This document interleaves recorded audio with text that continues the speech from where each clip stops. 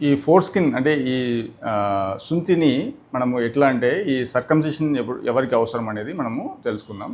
ఎవరికైతే ఈ four skin అనేది ఎవరికైతే రిట్రాక్ట్ అవ్వకుండా ఉంటుందో, తర్వాత లోపల అక్కడ ఆ చర్మం ఏదైతే ఉందో అతుకులు ఫామ్ అయిపోయి అక్కడ ఇన్ఫెక్షన్ రావడానికి గల కారణాలు చూసుకుంటే ఈ స్కిన్ అనేది రిట్రాక్ట్ అవ్వకుండా ఉండడానికి కూడా ఒక కారణం అనమాట.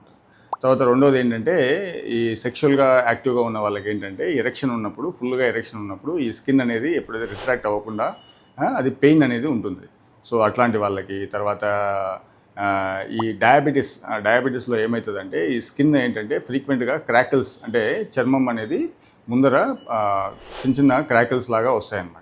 సో అది రిట్రాక్ట్ అయినప్పుడల్లా ఏంటంటే ఆ క్రాకిల్స్ అనేది పెద్దదైపోవడము, మళ్ళీ దానికి ఆ క్రాకిల్స్ దానికైతే మానిపోవడం, దీనివల్ల ఏమవుతుందంటే ఆ ముందర ఫైబ్రోసిస్ అనేది అయిపోయి, సో ఈ ఫ్రీక్వెంట్ బెల్నైటిస్ అనేది ఒక ప్రాబ్లం అనేది వీళ్ళకి చూస్తూ ఉంటాం. తర్వాత కొంతమందికి ఏంటంటే ఫోర్ స్కిన్ కింద భాగంలో ఎక్కడైతే అటాచ్మెంట్ పెనిస్కి ఈ ఫోర్ స్కిన్కి మధ్యలో ఒక అటాచ్మెంట్, దాన్ని ఫ్రెండ్లం అంటారు. ఈ ఫ్రెండ్లం అనేది కొంతమందికి టైట్గా చాలా ముందరికి అటాచ్ అయి ఉంటుంది. మామూలుగా అయితే కొద్దిగా డిస్టెన్స్లో అటాచ్ అయి ఉండాలి. అట్లాంటిది ముందరలో ఎప్పుడైతే అటాచ్ అవుతుందో వాళ్ళకి ఏంటంటే ఈ స్ట్రెచ్ వల్ల ఎరెక్షన్ అప్పుడు కూడా ఏంటంటే ఆ ఫోర్ స్కిన్ కూడా టైట్ ఉంటుంది.